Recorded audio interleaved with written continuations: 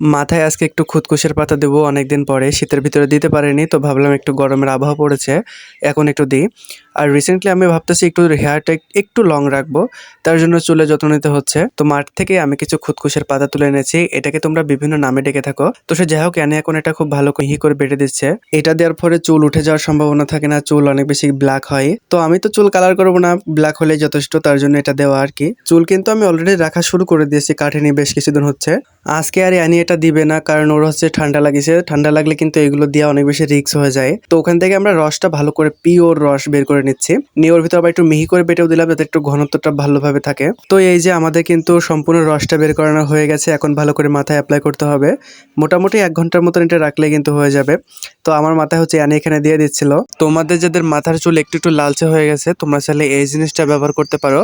মাসে 4 থেকে 5 বার ব্যবহার করলে এর রেজাল্টটা তোমরা খুব ভালো পাবা।